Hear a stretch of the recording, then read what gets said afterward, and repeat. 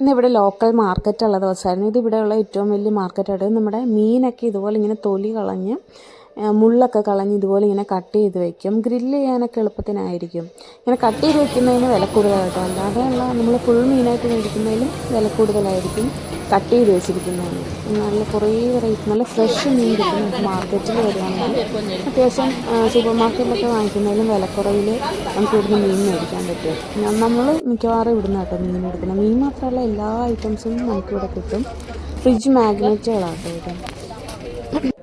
ABCD toys അങ്ങനെയുള്ള കാര്യങ്ങൾ ഇതൊക്കെ €1 €2 നമുക്ക് ഇവിടുന്ന് വാങ്ങിക്കാൻ പറ്റും മാർക്കറ്റിൽ നിന്ന്.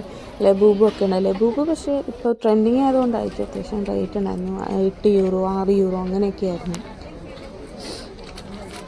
ഓൾമോസ്റ്റ് എല്ലാ സ്ഥലങ്ങളിലും അടുത്തായിട്ട് മാർക്കറ്റ് ഉണ്ടാവാറുണ്ട്. ഇതിപ്പോൾ ഫ്രൈഡേയും സൺഡേയും മാത്രമാണ് ഈ മാർക്കറ്റുള്ളത്. നമ്മളിപ്പോൾ പോയിരിക്കുന്ന മാർക്കറ്റുള്ളത്.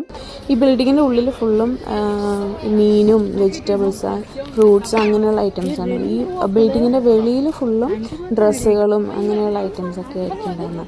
നമ്മുടെ ടിൻ്റാണ് കേട്ടോ, മൊറോക്കൻ ടിൻ്റ്. €2.5 ഇതിന്.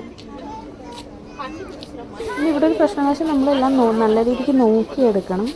മോശം വലിയ ക്വാളിറ്റി ഇല്ലാത്ത ഐറ്റംസ് ഉണ്ടാകും, അതുപോലെ തന്നെ നല്ല ക്വാളിറ്റിയുള്ള സാധനങ്ങളും ഉണ്ടാകും. അപ്പം നമ്മൾ കുറച്ച് സമയം എടുത്ത് നോക്കി മേടിക്കണം എന്ന് മാത്രമേ ഉള്ളൂ. അങ്ങനെയാണെങ്കിൽ നമുക്ക് നല്ല വിലക്കുറവിൽ നല്ല സാധനങ്ങൾ ഇവിടെ കിട്ടും. വിൻ്റർ സ്റ്റാർട്ട് ചെയ്തുകൊണ്ട് തന്നെ വിൻ്ററുമായിട്ട് റിലേറ്റഡ് ചെയ്ത എല്ലാ ക്ലോത്തിങ്സ് ഒക്കെ ആയിരുന്നു ഇവിടെ ഉണ്ടായിരുന്നത്. അപ്പോൾ സമ്മറിൽ ഇടുന്ന ഡ്രസ്സുകൾക്ക് വിലക്കുറവായിരിക്കും, നല്ല വിലക്കുറവായിരിക്കും.